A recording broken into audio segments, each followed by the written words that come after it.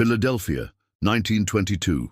The air hung heavy with coal smoke and promise as Margaret Sullivan wiped the sweat from her brow. Summer heat made the cramped row house on Kensington Avenue nearly unbearable, but it was home. The best a widow with a newborn could manage on a seamstress's wages. "Hush now, Thomas," she whispered, rocking the bassinet with one hand while she threaded her needle with the other. The baby had been crying for hours, his wails cutting through the thin walls. The neighbours would complain again. Mrs. Finch from next door had offered to look in on Thomas that morning. "Something's not right with that child," she'd said, backing away from the bassinet. "His eyes, they follow you, not like a baby's should." Margaret had dismissed the old woman's superstitions.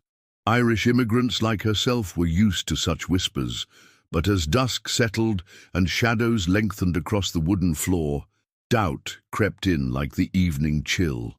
Thomas had been born 3 weeks ago after a difficult labour that nearly took them both. The doctor had seemed uneasy, wrapping Thomas quickly in blankets before handing him to Margaret. "A healthy boy," he'd said, but his smile hadn't reached his eyes. Now Margaret approached the bassinet. Thomas had finally quieted, his tiny hands clutching the blanket. She leaned closer, studying his face in the dimming light. Babies were supposed to look like cherubs, with smooth skin and delicate features. But Thomas... Margaret's heart quickened as she noticed it again. The fine lines around his eyes, the knowing look, the weathered quality to his skin that no infant should possess. When she'd mentioned it to her sister Catherine, she'd laughed. "All mothers think their babies are special, Maggie." But this wasn't special. This was wrong. A knock at the door startled her. Margaret covered Thomas with another blanket before answering. Henry Carter stood on her doorstep, hat in hand. A photographer who had been commissioned by the city to document immigrant neighborhoods. He'd asked to photograph her and Thomas for his project. "Mrs. Sullivan," he smiled, "I hope I'm not disturbing you." "Not at all, Mr. Carter," Margaret said, though she hesitated before letting him in. Something warned her against allowing this stranger near Thomas. Henry set up his camera, adjusting the tripod with practiced movements. "If you could hold the baby, Mrs. Sullivan. This will just take a moment." Margaret lifted Thomas, who remained unnaturally still, his eyes fixed on the camera lens. The flash powder ignited with a bright burst. As Henry packed away his equipment, he paused. "You have an unusual child, Mrs. Sullivan." "He's just a baby," Margaret said defensively. Henry nodded, but his expression remained troubled. "I'll bring you a copy of the photograph next week." After he left, Margaret placed Thomas back in his bassinet. For the first time since his birth, she was afraid to touch him. That night, as rain pattered against the windows, Thomas began to cry again. But this time, beneath the infant wails, Margaret could have sworn she heard something else, a low, raspy chuckle like that of an old man. 6 days later, Henry Carter returned with the photograph. Margaret invited him in, noting the troubled look on his face. "Mrs. Sullivan," he began, "I developed the pictures and, well, I think you should see for yourself." He handed her the photograph. Margaret stared at the image, her hands beginning to tremble. There she was, holding Thomas. But the baby's face, it wasn't the face of an infant. The camera had captured something the human eye could only glimpse, deep-set wrinkles, hollow cheeks, and eyes that held decades of knowledge. "This can't be right," she whispered. "I developed it 3 times, Henry said. "The result was always the same." He hesitated. "Mrs. Sullivan, I've heard stories from the old country. My grandmother was from Cork. She spoke of changelings." "No," Margaret shook her head firmly. "Thomas is my son, not some fairy tale." Henry looked past her to where Thomas lay in his bassinet, unnaturally quiet. "Have you noticed anything else unusual?" Margaret wanted to lie, to send this man away with his disturbing photograph and superstitions. But the weight of the past 3 weeks crashed down on her. "He doesn't sleep," she admitted, "not like a normal baby. And sometimes I catch him watching me, as if he's waiting for something." Henry pulled a small leather journal from his coat pocket. "There's a professor at the university, Dr. James Whiteley. He studies folklore but also has medical training. He might be able to help." Margaret accepted the address, though she wasn't sure what help a folklore professor could offer. After Henry left, Margaret approached the bassinet. Thomas stared up at her, his tiny mouth curved in what almost looked like a smile. "Who are you?" she whispered. The baby's expression didn't change, but a chill ran through Margaret's body. She backed away, suddenly certain she wasn't alone with her child. That night, exhaustion finally claimed her. Margaret fell asleep in the rocking chair beside Thomas's bassinet, the disturbing photograph clutched in her hand. She woke to silence. The usual street noises, horses, vendors, children, were absent. The air felt thick, as if time itself had slowed. Margaret opened her eyes. Thomas was no longer in his bassinet. Panic surged through her as she frantically searched the small room. Then she heard it, a soft scraping sound from the corner. She turned, her breath catching in her throat. Thomas sat on the floor, his tiny body awkwardly propped against the wall, but his face, no longer making any pretense of infancy, was contorted in concentration as one infant hand dragged a piece of chalk across the floorboards. Margaret watched, paralyzed with horror, as her 3-week-old son drew symbols she didn't recognize but instinctively feared. The chalk slipped from his grasp as Thomas sensed her gaze. He turned, his infant body moving with the awkward jerks of a puppet controlled by inexperienced hands. His eyes met hers, and Margaret knew with absolute certainty that whatever looked back at her was not her son. "Thomas," she whispered. The baby's mouth opened, stretching wider than should be possible. "Not Thomas," came a raspy voice that no infant could produce. "Never Thomas," Margaret screamed, the sound shattering the unnatural silence. Dr. James Whiteley's office at the University of Pennsylvania was cluttered with books, artifacts, and glass specimen jars containing objects Margaret couldn't identify. The professor himself was younger than she'd expected, perhaps in his early 40s, with kind eyes behind wire-rimmed spectacles. "Mrs. Sullivan," he said, gesturing to a chair, "Mr. Carter explained your situation." "May I see the photograph?" Margaret handed him the disturbing image, watching as his expression shifted from professional interest to genuine concern. "And you say the child is only 3 weeks old?" "Yes." Margaret clutched her handbag tighter. Thomas was with Catherine today. She hadn't told her sister about the incident with the chalk or the voice. Who would believe her? "Doctor." Whiteley studied the photograph carefully. "Photography sometimes reveals what the human eye cannot perceive. The camera doesn't lie, Mrs. Sullivan." "What are you saying?" He placed the photograph on his desk. "In my studies, I've documented similar cases across cultures. The indigenous peoples of America have their skinwalkers, the Irish have changelings, the Jewish tradition speaks of dibbuks." He paused. Different names for the same phenomenon, an ancient spirit inhabiting a young body. Margaret felt a chill despite the summer heat.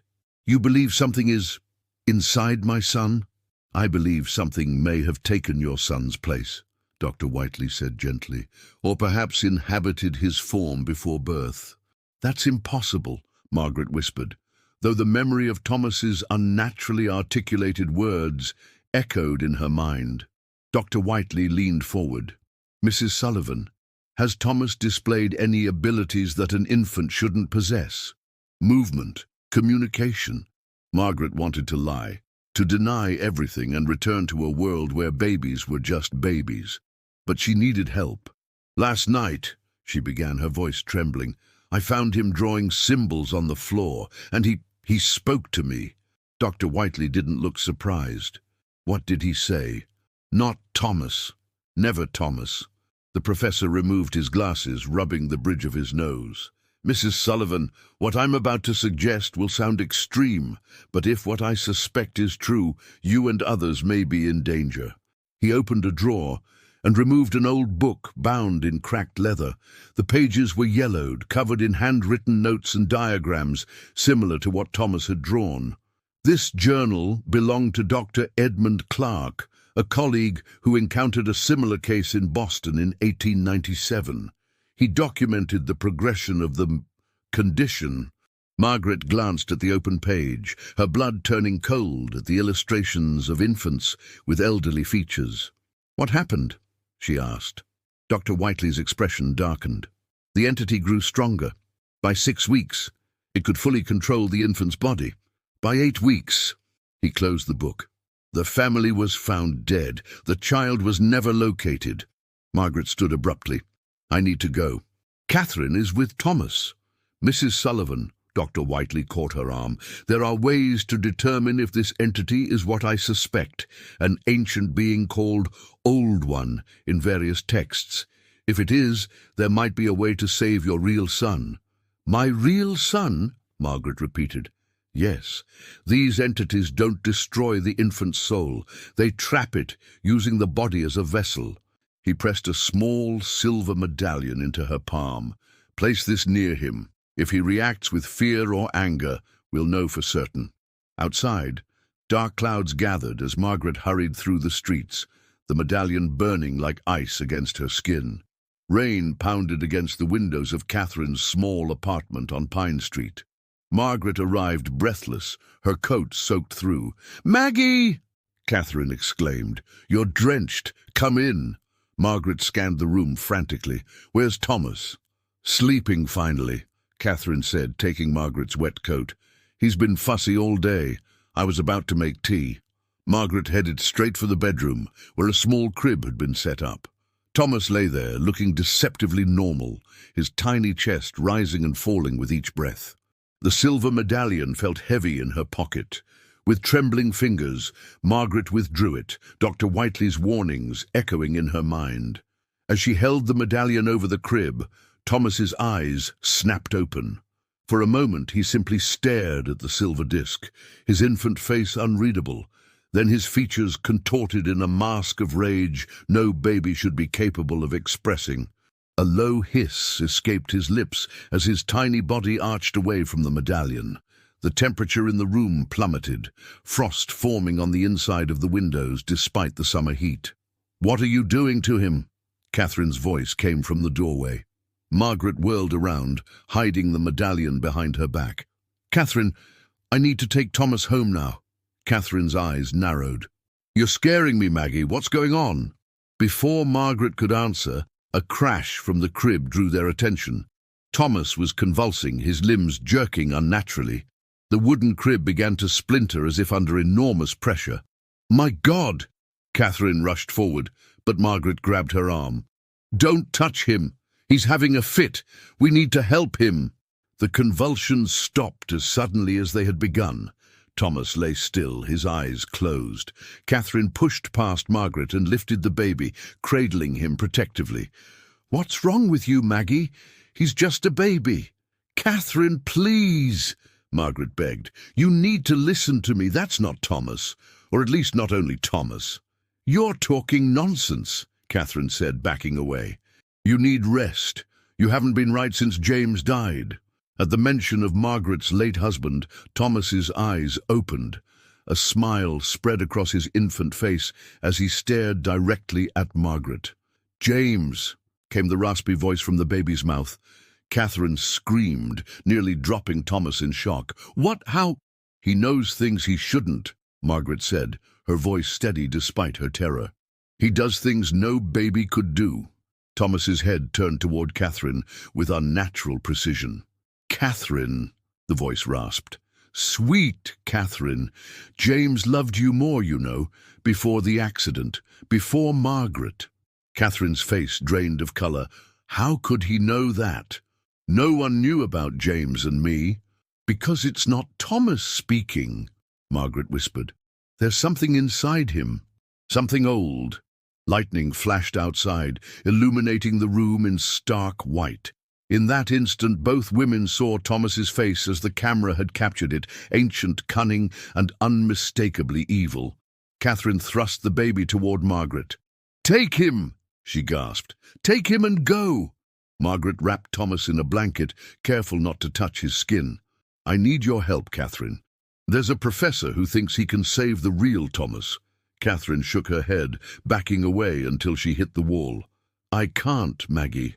Whatever that thing is, it knows things, private things. Please, Margaret begged. I can't do this alone. As if sensing her desperation, Thomas began to cry, a normal, infantile sound that tore at Margaret's heart. This was the cruelest trick. Moments of normalcy that made her doubt her own sanity. Catherine's expression hardened.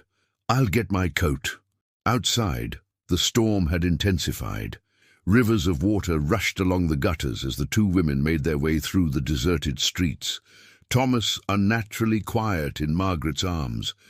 He's watching us, Catherine whispered. Even now, Margaret clutched the silver medallion tighter. Doctor, Whiteley will know what to do. But as they turned onto Market Street, Margaret couldn't shake the feeling that they were walking into something far worse than what they were leaving behind. The university campus was deserted, Gothic buildings looming like sentinels against the storm-darkened sky. Margaret and Catherine hurried across the rain-slicked cobblestones, Thomas bundled tightly in Margaret's arms. Are you sure the professor will be here? Catherine asked, voice nearly lost in the howling wind.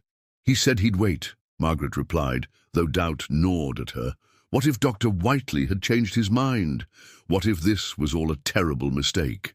Thomas had remained eerily silent since they'd left Catherine's apartment, his ancient eyes watching the storm with something like recognition. They reached the anthropology building, its heavy oak door unlocked as promised.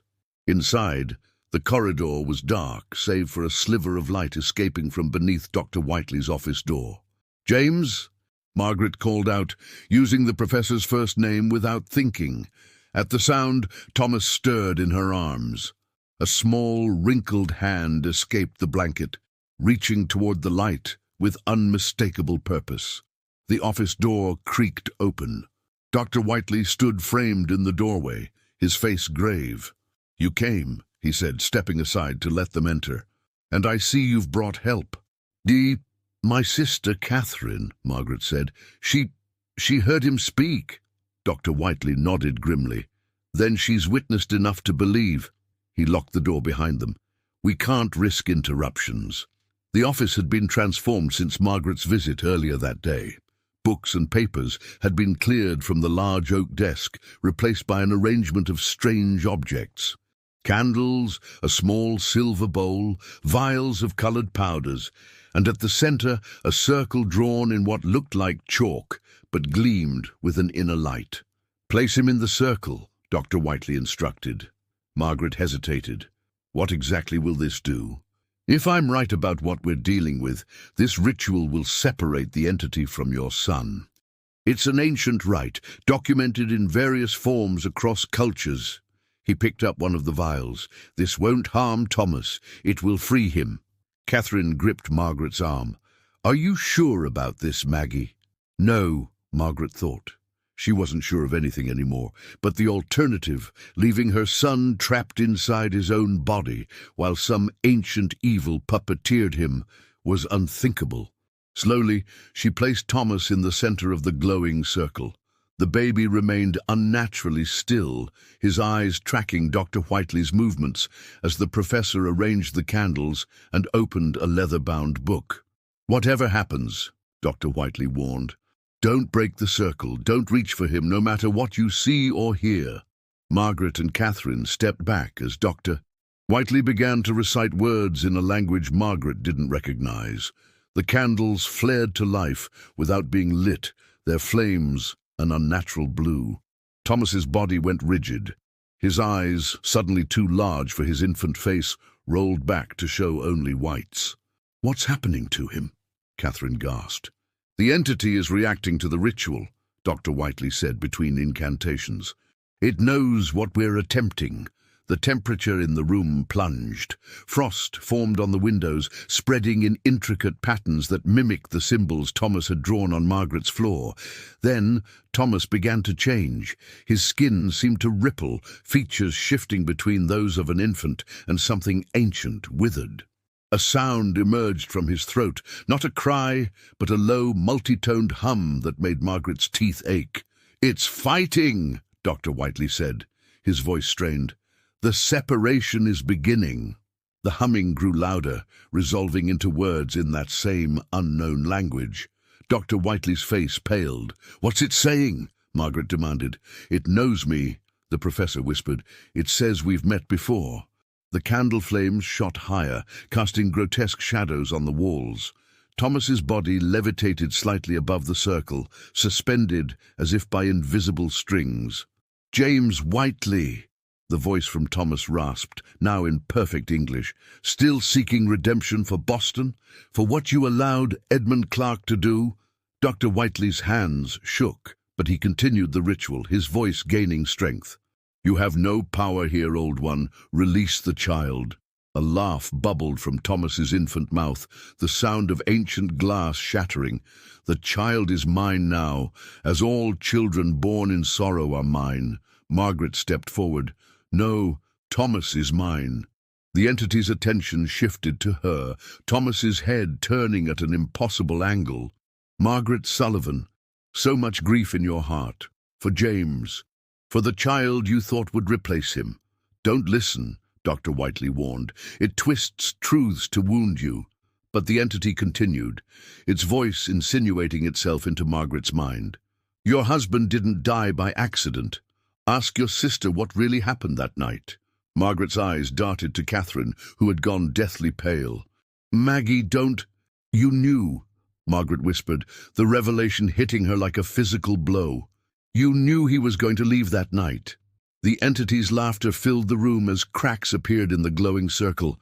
So much delicious pain, so much betrayal. "Margaret, focus!" Dr. Whiteley shouted. "It's trying to break our concentration. The circle is weakening." The storm outside intensified, rain lashing against the windows. One pane shattered, sending glass shards flying across the room. Catherine screamed, diving for cover. In that moment of chaos, the entity made its move. Thomas's body contorted unnaturally, limbs elongating as if being stretched by invisible hands. His mouth opened impossibly wide, and from it poured a thick black substance that pooled around him, eating through the chalk circle. "No!" Dr. Whiteley lunged forward with the silver medallion, pressing it against Thomas's forehead. A scream erupted, not from Thomas, but from the blackness surrounding him. It recoiled from the silver, condensing into a writhing mass that hovered above the infant's body. For the first time, Margaret could see it clearly, the entity that had inhabited her son. A formless darkness, with suggestions of a face, ancient and malevolent. "Now, Margaret!" Dr. Whiteley shouted, tossing her a vial of red powder. "Throw it into the center!" Margaret's hand moved before her mind could process the instruction. The powder arced through the air, scattering across the hovering darkness and the infant below. Light exploded from every point the powder touched, blinding in its intensity. The entity's scream became deafening, a sound of rage and pain that seemed to come from everywhere at once. Then, silence. As Margaret's vision cleared, she saw Thomas lying motionless in the remains of the chalk circle. Dr. Whiteley knelt beside him, checking for signs of life. "Thomas?" Margaret whispered, afraid to hope. Dr. Whiteley looked up, his expression unreadable. "Margaret, come here." Heart-pounding, she approached and looked down at her son. Thomas's eyes opened, clear, blue, and unmistakably those of a normal infant. His face, no longer marked by ancient knowledge, scrunched up as he began to cry, a healthy, normal baby's cry. Margaret fell to her knees, gathering her son in her arms. "Thomas!" she sobbed. "My Thomas!" But as relief washed over her, a new fear took its place. She looked up at Dr. Whiteley. "Is it over? Is it really gone?" The professor's gaze moved to the shattered window where the storm continued to rage. "For now," he said quietly. "But these entities don't give up easily. And this one," he picked up his journal, turning to a blank page. "This one knew me." Catherine approached cautiously, her face streaked with tears. "Maggie, about James." "Not now," Margaret cut her off, still cradling Thomas. "We need to get somewhere safe." Dr. Whiteley nodded. "I have a colleague in New York. Someone who's dealt with these entities before. You should leave Philadelphia, start fresh where it can't find you easily." As they gathered their belongings, Margaret couldn't shake the feeling that they were being watched. Outside, the storm had subsided to a gentle rain, as if satisfied with the night's events. Thomas slept peacefully in her arms, his breathing steady and normal. But when they passed a darkened window, Margaret caught a glimpse of their reflection, and for just a moment she could have sworn she saw a shadow pass behind them, watching with patient, ancient eyes. New York City, 1923. 1 year had passed since that terrifying night in Dr. Whiteley's office.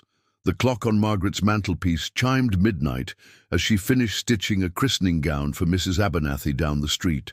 Outside, automobile horns and distant music drifted up from the streets of Greenwich Village, so different from the quieter rhythms of Philadelphia. Thomas slept soundly in his small bed in the corner of their one-room apartment.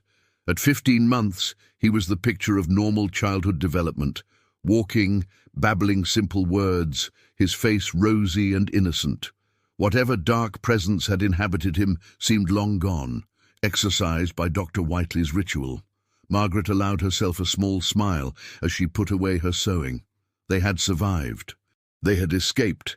A knock at the door startled her. It was well past visiting hours, and she wasn't expecting anyone. Cautiously, she approached the door. "Who is it?" she called. "Telegram delivery, ma'am." Margaret opened the door to find a thin young man in a Western Union uniform. He tipped his cap and handed her an envelope. "Came in late, ma'am. Marked urgent." Margaret thanked him and closed the door, turning the yellow envelope over in her hands. No one knew their address in New York, except Dr. Whiteley and his colleague Dr. Abrams, who had helped them settle in the city. With a sense of foreboding, she opened the telegram. "Professor Whiteley dead. Stop found in office. Stop materials missing. Stop burn sage salt. Windows doors. Stop coming tomorrow. Stop Abrams." Margaret's hands trembled as she read the words again. Professor Whiteley dead. The man who had saved Thomas, who had recognized the ancient evil for what it was, and now Dr. Abrams was warning her, which could only mean one thing: it had found them. Margaret moved with frantic purpose, retrieving the small bag Dr. Whiteley had given her before they left Philadelphia.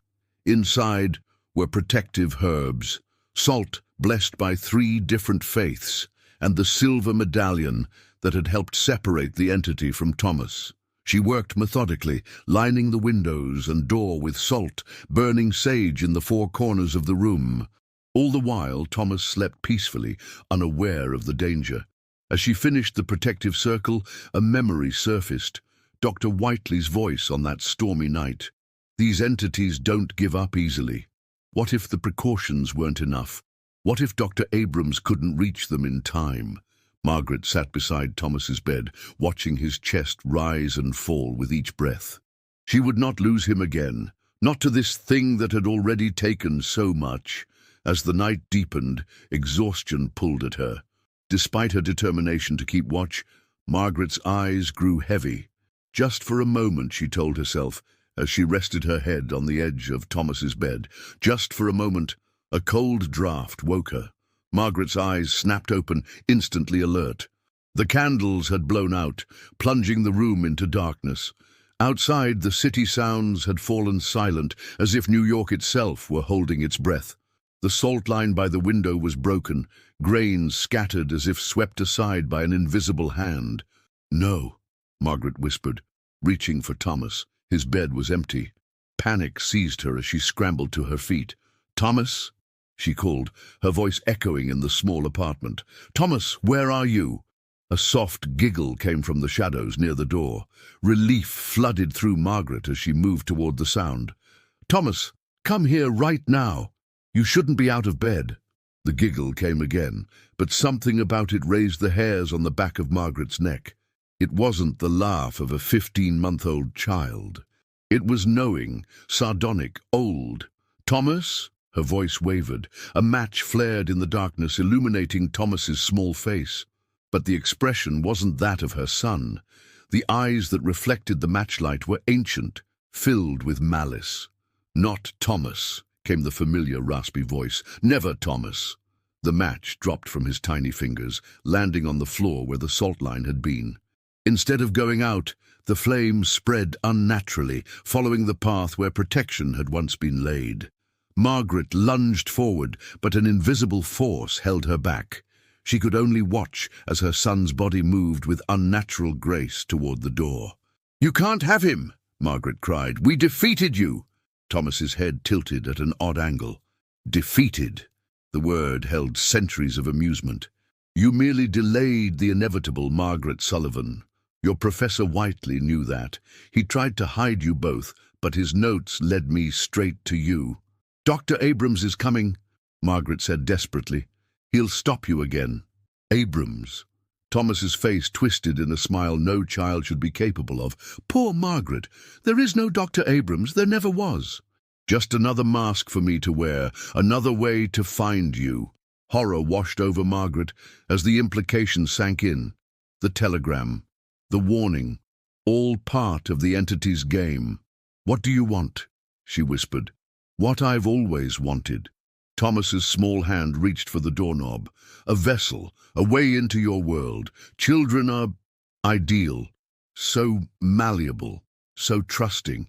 His eyes, not Thomas's eyes, fixed on her. "But you interfered. You and Whiteley. He had to be dealt with." "You killed him," Margaret said, realization dawning. "His knowledge was dangerous, as is yours." Margaret struggled against the invisible restraint. "If you hurt Thomas, hurt him!" The entity laughed, the sound grating from her son's throat. "Thomas is safe, Margaret. Locked away in his own mind, watching but unable to act, just as he has been since I found my way back." "When?" Margaret demanded. "When did you return?" Thomas's face became contemplative. "Did you really think a simple ritual could banish something that has existed since before your civilization was born? I never left, Margaret. I merely retreated, gathered my strength, waited." The door swung open, revealing not the hallway of the apartment building, but a swirling darkness that seemed to extend forever. "And now we leave, Thomas and I. Perhaps in time you'll forget. Perhaps you'll convince yourself it was all a mother's exhausted imagination." The entity used Thomas's small hand to blow her a mocking kiss. "Goodbye, Margaret Sullivan." "No." With a surge of desperate strength, Margaret broke free of the invisible hold. She lunged forward, grabbing Thomas around the waist before he could step through the doorway. The entity hissed in fury, Thomas's body twisting in her arms with inhuman strength. His nails, suddenly sharp as claws, raked across her face, drawing blood, but Margaret held on, pulling him away from the swirling darkness. "Thomas!" she screamed, not to the thing controlling him, but to her son trapped inside. "Thomas, fight it! I know you're in there!" For a moment Thomas's struggles ceased. His eyes cleared, the ancient malice replaced by childish confusion and fear. "Mama?" he whimpered, his voice his own. "Yes." Margaret clutched him tighter. "Yes, Thomas, it's Mama. Fight it, baby. Come back to me." The moment of clarity was brief. Thomas's face contorted again, rage replacing innocence. "He can't hear you," the entity snarled. "He's mine now." "No," Margaret said firmly. "He's mine. He will always be mine." She reached into her pocket, fingers closing around the silver medallion. With one fluid motion, she pressed it against Thomas's forehead. The effect was immediate and violent. Thomas's body convulsed, a scream of rage and pain tearing from his throat. The swirling darkness in the doorway pulsed, tendrils of shadow reaching toward them. Margaret held the medallion firm, even as Thomas's skin burned where the silver touched it. "Leave my son," she commanded. "In the name of all that is holy, leave him." The darkness in the doorway began to coalesce, forming a vaguely humanoid shape with too many limbs and a face like a shattered mirror. "You cannot command me, mortal," it said, its voice no longer using Thomas as a conduit. "I am eternal. I am Legion." "You are not welcome here," Margaret replied, her voice steady despite her terror. She reached into her pocket again, withdrawing a small vial of red powder, the last of what Dr. Whiteley had given her. "And you will not have my son." She threw the powder at the shadowy figure. Where it touched, the darkness hissed and recoiled as if burned. The entity shrieked, a sound that shattered the windows and sent glass raining onto the street below. Thomas went limp in Margaret's arms, his small body suddenly heavy as the entity's control broke. The doorway still showed the swirling void, but the shadowy figure had retreated. "This isn't over," came a whisper from everywhere and nowhere. "Children are born every day, Margaret Sullivan, some to grief, some to joy, some to mothers who will not be as vigilant as you." The darkness began to fade, the doorway slowly returning to normal. As the last of the void disappeared, Margaret heard one final whisper, "I'll be watching." Then it was gone. The door showed only the familiar hallway of their building. The city sounds returned, automobile horns, distant music, the normal rhythm of life. In her arms, Thomas stirred. "Mama?" he murmured sleepily, as if waking from a deep nap. His eyes, clear, blue, innocent, blinked up at her. Margaret held him close, tears streaming down her face. "Yes, baby. Mama's here." She carried him back to his bed, checking him for any signs of the entity's presence, but there were none. Thomas was simply Thomas, a normal 15-month-old boy already drifting back to sleep. Margaret sat beside him, the silver medallion clutched in her hand. She would not sleep tonight, or perhaps for many nights to come, because she had heard the entity's parting words. This wasn't over. It would return, perhaps not for Thomas, but for some other child, some other family. As dawn broke over New York City, Margaret Sullivan made a decision. She would find others who knew of these entities. She would learn everything she could about them, and she would be ready for Thomas, for herself, and for all the other children who might one day face the darkness that wore an ancient face. Summer, 1927. Heat shimmered above the sidewalks of Chicago as Margaret guided 5-year-old Thomas through the crowded streets. 4 years had passed since that terrifying night in New York, years spent moving from city to city, always watchful, always prepared. They had found a semblance of peace in Chicago. Margaret had established herself as a skilled dressmaker, catering to wealthy women in the Gold Coast neighborhood. Thomas attended kindergarten at St. Michael's, where the nuns adored his bright mind and gentle nature. To all appearances, they were simply a widow and her son starting over. No one knew of the silver medallion Margaret kept on a chain around her neck, or the protective herb sewn into Thomas's clothing, or the rituals she performed each night before they slept. No one except Walter Reynolds. Walter had found them 6 months after their arrival in Chicago. A former colleague of Dr. Whiteley, he had been tracking similar occurrences across the country. Children with old eyes, families destroyed by forces they couldn't understand. "You're not alone, Mrs. Sullivan," he'd told her during their first meeting in a quiet corner of Grant Park. "There are others fighting this battle." Now, Margaret and Thomas were headed to one of Walter's gatherings, a small group of survivors and scholars who shared knowledge and provided mutual protection. "Are we going to see Mr. Reynolds' friends, Mama?" Thomas asked, skipping alongside her. "Yes, sweetheart." Margaret squeezed his hand. She had told Thomas only that Mr. Reynolds helped people with bad dreams, a simplified version of the truth that seemed to satisfy him. Thomas had no conscious memory of the entity that had possessed him twice before. The night terrors that had plagued him in the first years had gradually subsided, though occasionally Margaret would still find him sleepwalking, drawing strange symbols in the condensation on their bathroom mirror. They arrived at an unassuming brownstone on the edge of Lincoln Park. Walter opened the door before they could knock, his weathered face breaking into a smile. "Right on time," he said, ushering them inside. "Everyone's waiting downstairs." The basement had been converted into a meeting space, with chairs arranged in a circle and bookshelves lining the walls. 8 people of varying ages looked up as they entered.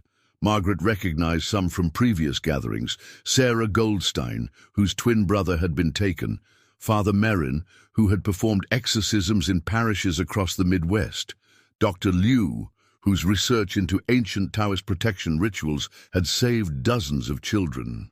New faces included a young black couple holding hands tightly, and an elderly woman whose eyes held the particular haunted look Margaret had come to recognize in those who had encountered the entities. "Thomas," Walter said gently, "why don't you go with Mrs. Fletcher to the kitchen? She made those cookies you like." A kindly woman in her 60s stood, offering her hand to Thomas. He looked to Margaret for permission, then happily went along. Once Thomas was out of earshot, Walter addressed the group. "Thank you all for coming.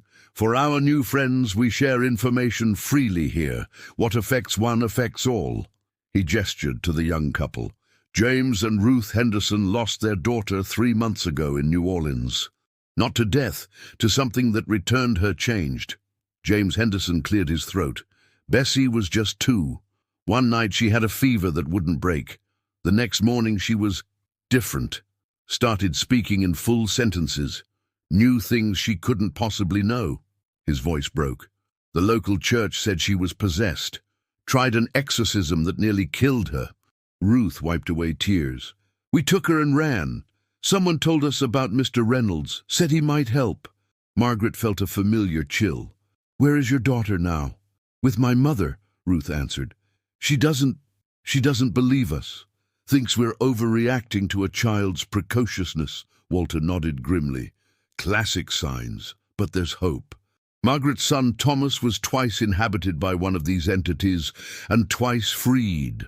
All eyes turned to Margaret with newfound respect and curiosity. "How?" James asked desperately. "How did you save him?" Before Margaret could answer, the elderly woman spoke, her accent thick and Eastern European. "It is not just one entity, there are many. The Romanians call them Strigoi Veci, the ancient ones. They seek the young because the young have no defenses." "Mrs. Kovacs is right," Walter confirmed. "We're dealing with multiple entities, possibly hundreds, though they share certain characteristics." Dr. Liu opened an ancient-looking text. Chinese manuscripts from the Tang dynasty describe them as hungry ghosts that specifically target children born during times of strife or to mothers in deep grief. Margaret tensed. Thomas had been born 6 months after James's death, when her grief was still raw and consuming. "They feed on negative emotion," Father Merrin added. "Fear, despair, they cultivate it, then harvest it like a crop." But they can be fought," Margaret said firmly. "Driven out. I've done it twice with help." Walter placed a leather-bound journal on the table. Dr. Whiteley's research. "James, Ruth, your daughter can be saved, but we need to act quickly. The longer these entities remain, the stronger their hold becomes." Ruth leaned forward eagerly. "Tell us what to do." For the next hour, they planned the ritual that would hopefully free little Bessie. Margaret shared her experiences, the precise wording of the incantations, the exact composition of the protective powders. "The silver is crucial," she emphasized. "It must be pure silver, blessed if possible. And the circle must remain unbroken," Father Merrin added, "no matter what you see or hear." As the discussion continued, Margaret found herself glancing repeatedly at the stairs leading to the kitchen. Thomas had been gone a long time. Too long. "Walter," she interrupted, "would you check on Thomas? He should have been back by now." Walter's brow furrowed. "Mrs. Fletcher would have brought him down if—" A scream from upstairs cut him off. Not Thomas's voice, Mrs. Fletcher's. Margaret was on her feet and running before anyone else could move. She took the stairs 2 at a time, heart pounding with familiar terror. The kitchen was in disarray, chairs overturned, a plate of cookies shattered on the floor. Mrs. Fletcher stood backed against the wall, her face ashen. "Where is he?" Margaret demanded. "Where's Thomas?" Mrs.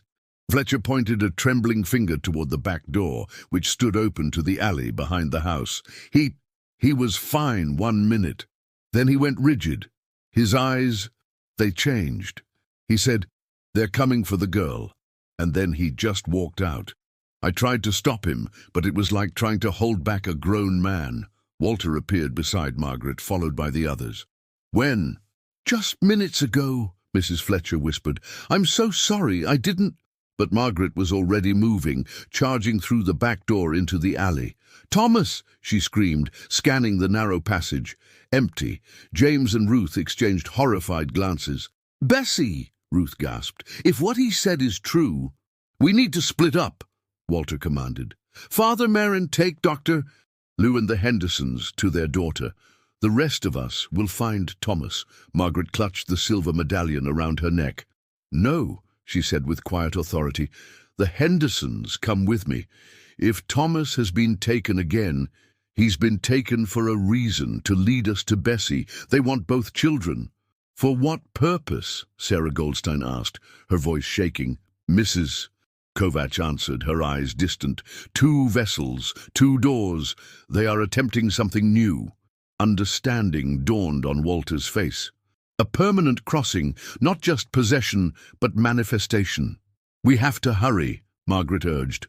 Thomas fought it before. He can fight it again, but not for long. They split into 2 groups. Margaret, Walter, and the Hendersons heading for the Hendersons' temporary lodgings on the south side, while the others gathered the necessary materials for the ritual. As their taxi sped through the Chicago streets, Margaret prayed silently, not just for Thomas, but for little Bessie, for all the children these entities had targeted over centuries, and for the strength to end this once and for all. The Hendersons' rented room was on the 3rd floor of a dilapidated boarding house in Bronzeville. As their taxi pulled up, Margaret immediately sensed something wrong. The afternoon sky had darkened unnaturally, clouds swirling directly above the building. There! Walter pointed to a small figure on the fire escape. Thomas, climbing with deliberate movements toward the 3rd floor. Thomas! Margaret called out, but he gave no indication he heard her. And there's Mother's window, Ruth said, pointing to an open window where the curtains billowed outward, despite the lack of wind. They rushed into the building, Margaret leading the way up the narrow staircase. The air grew colder with each step, their breath visible by the time they reached the 3rd floor landing. Something's very wrong, James whispered. It's summer outside, but winter in here.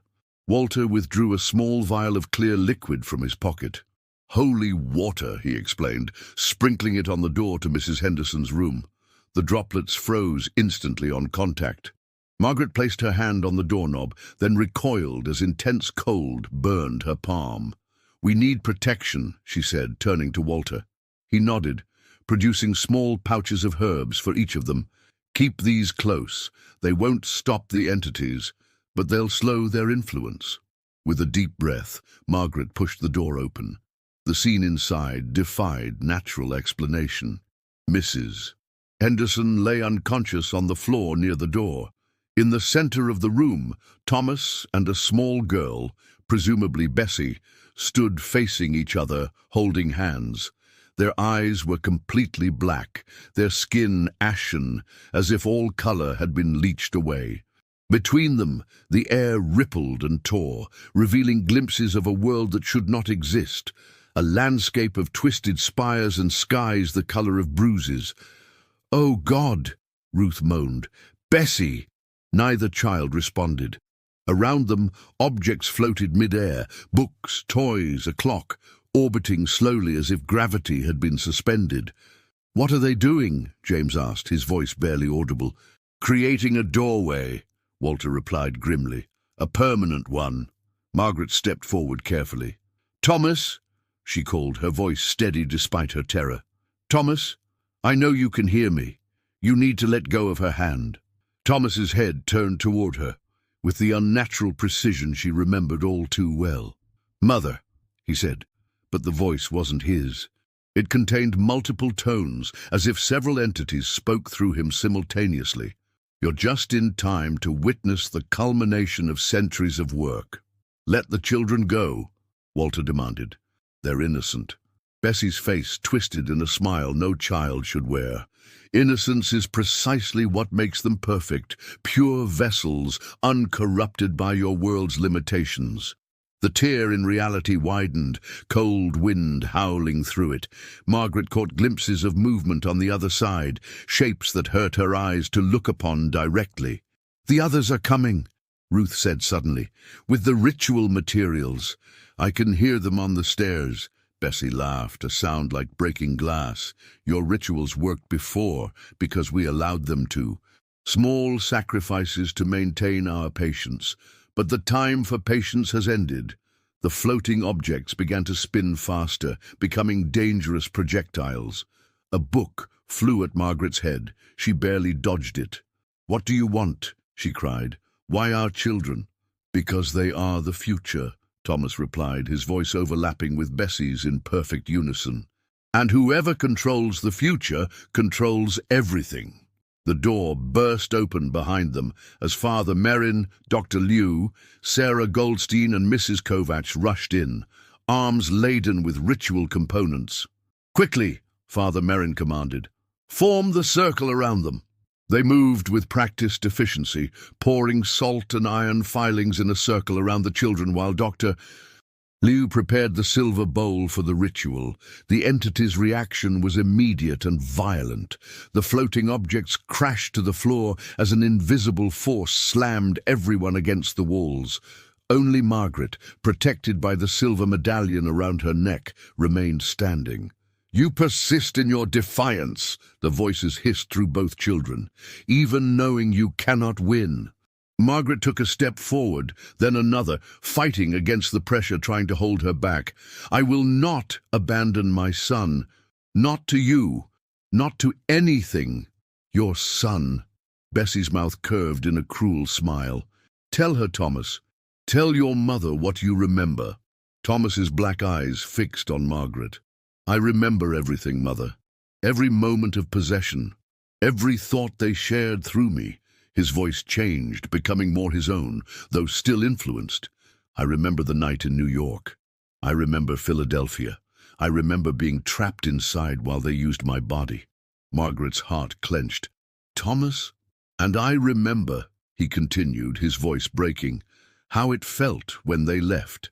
Like being torn apart and put back together wrong." A tear traced down his ashen cheek. "They never really left, Mother. They just waited, watched, through my eyes." With tremendous effort, Walter pushed himself away from the wall, clutching a silver knife. "They're trying to manipulate you, Margaret." "That's not Thomas speaking. Not entirely." "Isn't it?" Thomas tilted his head. "Ask yourself why they chose me in the first place. Why they keep coming back." Margaret stepped closer, now within arm's reach of the children. "Why?" she whispered. Thomas's face softened into an expression of terrible pity.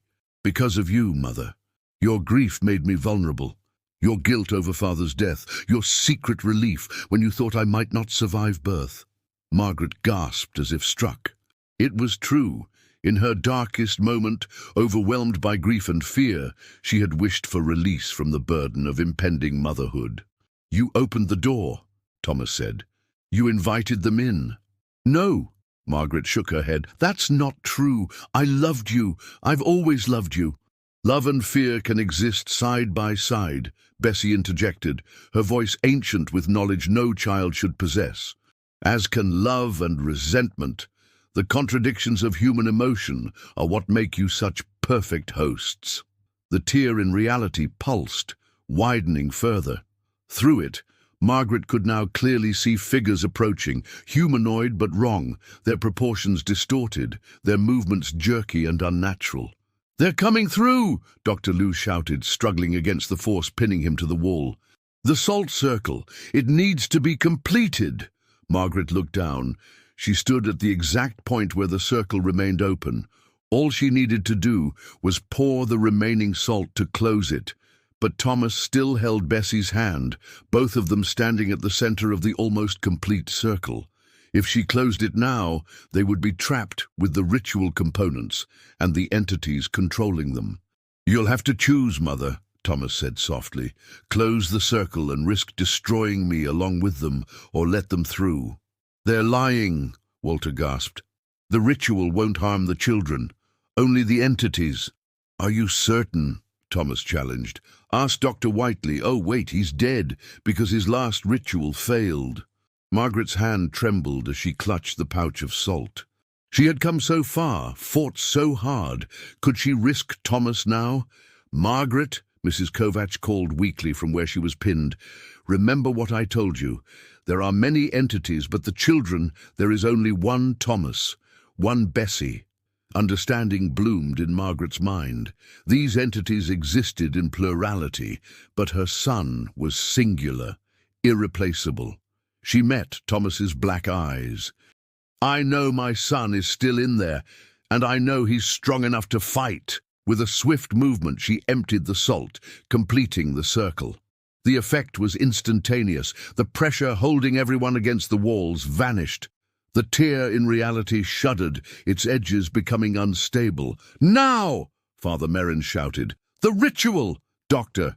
Lou ignited the contents of the silver bowl, while Father Merrin began the incantation. Walter and the others joined in, their voices blending in languages ancient and modern. Thomas and Bessie screamed in unison, a sound of rage and desperation that shattered the windows and cracked the plaster of the walls. You can't stop what's already begun. The voices howled through the children. We are legion. We are eternal. Margaret stepped into the circle, ignoring Walter's shout of warning. She knelt before Thomas and Bessie, still clutching each other's hands. Thomas, she said, her voice steady. Bessie, listen to me. Not them, me. You are stronger than they are. This is your world, not theirs. Your bodies, not theirs. The black in Thomas's eyes flickered, revealing glimpses of blue beneath. Mother, he gasped, his voice momentarily his own. It hurts. I know, baby. I know it does. But you can fight them. She reached out, touching his face gently. Remember who you are. Remember everything we've been through together. The tear in reality began to close as the ritual took effect, the figures on the other side retreating with shrieks of frustration. Bessie's grip on Thomas's hand loosened slightly. Mama? She whimpered, looking at Ruth, who had crawled to the edge of the circle. Yes, baby, Ruth called. Come back to us. Come back to Mama and Daddy. The blackness receded further from both children's eyes. They swayed on their feet, looking suddenly like the exhausted young children they were. That's it, Margaret encouraged. Let them go. They have no power except what you give them. With a final, desperate surge, the entities fought back. Thomas and Bessie went rigid, their eyes rolling back as ancient words poured from their mouths. The air within the circle grew so cold that frost formed on Margaret's eyelashes. You think you've won? The voices hissed. This is merely a setback. We have existed for millennia. We will find other children, other doors. Not today, Margaret said firmly. She removed the silver medallion from around her neck and, with gentle determination, pressed it against first Thomas's forehead, then Bessie's. Both children screamed, but the sound transformed mid-cry from something ancient and furious to the frightened sobs of young children in pain and confusion. The tear in reality sealed with a sound like thunder. The unnatural darkness lifted, and Thomas and Bessie collapsed into Margaret's arms, free at last. Autumn, 1929. Leaves skittered across the grounds of Wyndham Institute, a sprawling facility nestled in the Berkshire Mountains of Massachusetts. Margaret watched from her office window as Thomas, now 7, played soccer with other children on the lawn below. To anyone observing, he appeared perfectly normal, a bright, energetic boy with no outward signs of his traumatic early years. But Margaret knew better. The nightmares still came, though less frequently. And sometimes she would catch him staring into space, a shadow of remembered pain crossing his face. A knock at her door drew her attention. Walter entered, carrying a stack of files. The latest reports, he said, placing them on her desk. 3 new cases in the past month, all successfully resolved. Margaret nodded, satisfaction mingling with weariness. After Chicago, she and Walter had established the Wyndham Institute, part school, part research facility, part sanctuary, for children who had been targeted by the entities they now called the Ancients. The Henderson family had been the first to join them. Little Bessie, now 5, was making remarkable progress. James had taken over the Institute's finances, while Ruth worked alongside Margaret, counseling the children. "Any sign of recurrence?" Margaret asked, gesturing to the files. "None," Walter confirmed. "The new ritual seems to be holding. Not just suppressing the ancients, but severing their connection permanently." The breakthrough had come 6 months after Chicago. Dr. Liu had discovered an ancient text that described not just banishment of the entities, but a permanent sealing of the pathways they used to access human hosts. Combined with Father Merrin's exorcism rites and Mrs. Kovach's protective charms, they had developed a comprehensive protocol that had proven effective in every case since. Margaret turned back to the window, watching Thomas. "He asked about his father again yesterday." Walter sighed, joining her at the window. "What did you tell him?" "The truth, that James died before he was born, that he would have loved him very much." She paused. "I didn't tell him that the grief made him vulnerable. He carries enough burdens already." "You did what any mother would do," Walter said gently. "You protected your child. You continue to protect many children." The Wyndham Institute now housed 27 children who had been targeted by the ancients, along with their families. They came from across the country, from all backgrounds, united by their shared experience and determination to heal. "The stock market crashed again yesterday," Walter noted, changing the subject. "They're saying it could be the beginning of a serious economic downturn." Margaret nodded grimly. "Hard times are coming, which means the ancients will have more opportunities." They had learned through their research that the entities thrived during periods of widespread suffering. The Great War had seen a dramatic increase in cases. Economic hardship, with its attendant stress and despair, created perfect conditions for them to find vulnerable children. "We'll be ready," Walter assured her. "The network is growing. We have contacts in 32 cities now. The moment a case is identified, we can respond."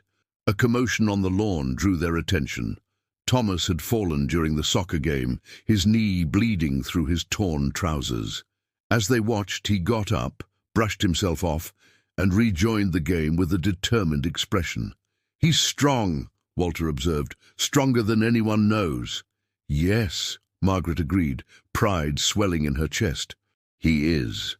Later that evening, as Margaret tucked Thomas into bed, he asked the question she had been dreading for years. "Mom, will they ever come back for me?" Margaret sat on the edge of his bed, choosing her words carefully. "The ancients? No, sweetheart. The ritual we performed in Chicago closed that door permanently." Thomas nodded, his small face serious. "But they're still out there, looking for other kids." "Yes," Margaret admitted. "But we're looking too, and we know how to stop them now." Thomas was quiet for a moment, his fingers tracing the scar on his forehead where the silver medallion had burned him during the final confrontation. "I remember some of it," he said softly. "Not everything, but enough." Margaret took his hand. "What do you remember?" "Being trapped, watching but not being able to do anything." His blue eyes, clear and unclouded by ancient malice, met hers. "And I remember you, never giving up on me." Margaret's throat tightened with emotion. "I never would, Thomas. Never. I want to help," he said suddenly. "When I'm older, I want to help other kids like me." "You will," Margaret promised. "That's why we're here. That's what the Institute is for." As Thomas drifted to sleep, Margaret remained by his side, watching the steady rise and fall of his chest. Outside, the wind picked up, rattling the windows with the first hint of winter's approach. She thought of all they had endured: Philadelphia, New York, Chicago, the terror and despair, the moments when she had nearly lost hope, but they had survived. More than survived, they had built something meaningful from their suffering, a place of healing, a bastion against ancient evil. Margaret Sullivan, once a grieving widow struggling to make ends meet, was now the director of an institution at the forefront of a hidden war. And Thomas, her son, who had twice been a vessel for entities older than civilization, was growing into a boy with compassion and determination, born of his experiences. As she kissed his forehead and quietly left his room, Margaret knew their story was far from over. The ancients were patient, resourceful. They would find new ways to seek entrance to this world. But she would be ready. They all would be. For Thomas, for Bessie, for all the children who needed protection from forces beyond understanding. In Philadelphia, 1922, a baby had cried with an old man's face. In Massachusetts, 1929, that same child slept peacefully, his future his own at last. Spring, 1942. The world was at war again, and the Wyndham Institute had transformed with the times. Military vehicles occasionally rumbled up the long driveway, bringing officials who spoke in hushed tones with Walter and Margaret in her office. The children, now numbering over 50, had grown accustomed to air raid drills and ration books. Thomas, at 20, had graduated from Harvard with honors the previous year. Margaret had expected him to continue to medical school, but Pearl Harbor had changed everything. The letter informing her of his enlistment had arrived on a bright December morning, shattering the peace she had fought so hard to secure. Now, she stood on the Institute's front steps, watching as a taxi wound its way up the drive. Thomas was coming home on his final leave before shipping out to Europe. The taxi stopped and her son emerged. Tall, handsome in his army uniform, his father's blue eyes looking out from a face that had lost all traces of childhood. Yet as he smiled and waved, Margaret could still see echoes of the infant she had rocked, the child she had saved. "Mom!" Thomas called, jogging up the steps to embrace her. Margaret held him tightly, breathing in the unfamiliar scent of military-issue soap and wool. "You look well," she said, stepping back to study him. "Basic training will do that." He laughed, but his eyes held a seriousness that hadn't been there before. "How are things here? Any new cases?" Margaret linked her arm through his as they entered the Institute. 3 in the past month, all connected to the bombing of London. Children traumatized by the Blitz. Thomas nodded grimly. The ancients always find opportunity in human suffering. "Yes, but we're better at finding them now, the warning signs, the patterns." She squeezed his arm. "Walter has been working with military intelligence. It seems our expertise has applications they hadn't considered." They passed through the main hall, where children of various ages greeted Thomas enthusiastically. Many of the older ones remembered him from before he left for college. The first success story of the Institute, proof that a normal life was possible after possession. "Lieutenant Sullivan," a voice called. Bessie Henderson, now 18 and strikingly beautiful, hurried toward them. "You promised to write, but it's been months." Thomas's face lit up. "Bessie, I'm sorry, things have been intense." Margaret smiled at the interaction. Thomas and Bessie shared a bond that no one else could fully understand. Survivors of the same nightmare, connected by their unique experiences. "I'll leave you two to catch up," Margaret said. "Dinner at 7, Thomas. Walter and Dr. Liu are eager to see you." As she walked away, Margaret couldn't help but notice the way Thomas and Bessie looked at each other, no longer as childhood friends, but as young adults with a profound connection. Later, after dinner had been cleared and the younger children sent to bed, the original members of what they now called the Sentinel Circle gathered in Margaret's study. Walter, Dr. Liu, Mrs. Kovacs, now frail but sharp as ever, and Father Merrin joined Margaret, Thomas and Bessie around the fireplace. "It's worse than we thought," Walter began without preamble. "The war has created perfect conditions for the ancients. Displaced children, orphans, trauma on an unprecedented scale. Our networks in Europe report dozens of cases," Father Merrin added, "particularly in areas under bombardment."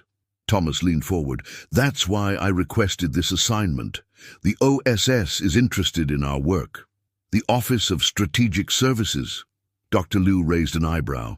"American intelligence has finally recognized the threat?" "Not exactly," Thomas said. "They're interested in psychological warfare, the effect of trauma on civilian populations. He hesitated. I've been authorized to establish a unit within the OSS focused on identifying and protecting vulnerable children in war zones. Margaret felt a mixture of pride and fear. You'll be behind enemy lines. Yes, Thomas admitted, but I'll have resources we never had before, government backing, access to intelligence networks. You won't be alone, Bessie said suddenly. All eyes turned to her. I've been accepted into the Nurse Corps. I've requested assignment to Thomas's unit. Margaret exchanged a glance with Walter. They had both suspected this might happen. It's too dangerous, Mrs. Kovacs protested. Both of you, former vessels in areas of intense suffering, you'll be targets. We'll also be the best equipped to recognize the signs, Thomas countered. And to resist if they try again, Dr. Liu nodded thoughtfully. There is logic to this. Who better to identify possession than those who have experienced it? Besides, Bessie added, the protective measures have held for 15 years. The pathways the ancients used to reach us are closed permanently. A heavy silence fell over the room. They all knew the truth, that while the specific connections to Thomas and Bessie had been severed, the ancients were endlessly adaptive. They had existed for millennia, finding new ways to cross over when old ones were blocked. I've been developing something, Thomas said, breaking the silence. He reached into his uniform pocket and withdrew what looked like a silver pocket watch. A detection device. Walter leaned closer. Based on what principle? Temperature fluctuations, primarily. The ancients always bring cold. Thomas opened the watch to reveal a complex mechanism inside. When in proximity to an entity, the internal thermometer registers the drop. Combined with these, he pointed to tiny vials embedded in the casing. Reagents that change color in the presence of certain energies. Margaret recognized elements of their ritual components, miniaturized and engineered with modern precision. You've been working on this at Harvard. Thomas nodded. Professor Langford in the physics department helped with the mechanics. He doesn't know what it's really for, of course. How many have you made? Father Merrin asked. 6 prototypes. With OSS resources, we can produce more. Thomas closed the device. It's not just about detection. Each watch contains a small reservoir of the protective compounds we've developed. Enough for emergency use. Mrs. Kovacs reached out a gnarled hand. May I? Thomas passed her the device. She held it in her palm, eyes closed, as if sensing something beyond the physical components. It will help, she said finally. But remember, the greatest weapon against the ancients has always been human will, the determination to fight back, to reclaim what is yours. As the night deepened, the conversation turned to specific strategies for the European theater. Maps were spread out, intelligence reports consulted. The war against human enemies had expanded to include the more ancient threat that had shadowed humanity for centuries. Finally, as midnight approached, the group dispersed. Thomas and Bessie lingered, standing close together near the fireplace. Margaret observed them from her desk, remembering 2 terrified children holding hands as they were used as conduits for ancient evil. Now, they stood as adults, volunteering to face that evil again, this time on their own terms. You're worried, Thomas said, approaching her desk. I'm your mother, Margaret replied simply. It's my job to worry. Thomas sat on the edge of the desk. We'll be careful. We know what we're up against. The ancients are opportunists, Margaret reminded him. They'll see this war as a feast, so much fear, so much despair to feed on. Which is why we have to be there, Thomas said firmly. All those children, displaced and traumatized, are potential vessels, just like I was. Margaret reached up to touch his face, her boy who had grown into such a determined man. You know I'm proud of you. Your father would be too. Thomas covered her hand with his own. I've been thinking about him a lot lately, wondering if things would have been different if he had lived. The ancients might have found another way in, Margaret said. They're persistent, but less successful now, Thomas smiled. Thanks to you, to all of you. Later that night, unable to sleep, Margaret walked the quiet halls of the Institute. She paused outside the room where Thomas slept, likely his last night in this place that had been their sanctuary for so many years. Tomorrow he would return to his unit. Within weeks, he would be in Europe hunting monsters both human and ancient. Bessie would follow soon after. The war had come to the Wyndham Institute in ways none of them had anticipated, but perhaps it was inevitable. The battle they had been fighting in secret for decades had simply expanded, becoming part of the larger conflict engulfing the world. Margaret continued her rounds, checking on sleeping children. Some rescued from the ancients, others sent to the Institute for protection because they showed signs of vulnerability. Each one precious, each one worth fighting for. As dawn broke over the Berkshire Mountains, Margaret stood on the same steps where she had welcomed Thomas home. Soon she would watch him leave again, not just her son anymore, but a soldier in 2 wars. She thought back to Philadelphia, 1922. To a baby with an old man's face, to the terror and confusion of those early days when she had first encountered forces beyond human understanding. The journey from there to here had been long and often painful, but it had led to this moment, to an institute that had saved dozens of children, to a network spanning continents, to a son who carried forward the mission she had begun in desperation so many years ago. The ancients were still out there, still seeking vessels, still hungering for entry into the human world, but they no longer went unopposed. The Sentinel Circle had grown, evolved, adapted, just as the ancients had, but with purpose and compassion rather than ancient hunger. As the first rays of sunlight touched the Institute's stone facade, Margaret made a silent promise. To Thomas, to Bessie, to all the children who had passed through these halls, and to those who would come in the future. The ancients had existed for millennia, patient and persistent, but so too could human resistance, human love, human determination to protect the vulnerable. In that moment, Margaret Sullivan, once a frightened widow with a strange infant, stood as the guardian of a legacy that would continue long after her. A legacy born from that terrifying night in Philadelphia, when a baby cried with an old man's face and a mother refused to surrender her child to the darkness. The battle would go on, but now humanity had the weapons, the knowledge, and the will to fight back. And somewhere in Europe, amid the chaos of war, Thomas and Bessie would soon carry that fight forward. 2 children who had once been vessels for 2 children who had once been vessels for ancient evil, now transformed into its most formidable adversaries. As Margaret watched the sun rise over the Berkshire Mountains, she knew this was not an ending, but a continuation. Another chapter in a story that had begun with a baby's cry in Philadelphia, 1922. A story that would continue as long as there were children to protect and darkness to fight against. A story of a mother's love, a child's resilience, and the enduring human capacity to face the incomprehensible with courage and determination. And in that moment, despite the uncertainty of war and the eternal threat of the ancients, Margaret Sullivan felt something she had rarely allowed herself to feel in the 20 years since that first terrifying night. Hope.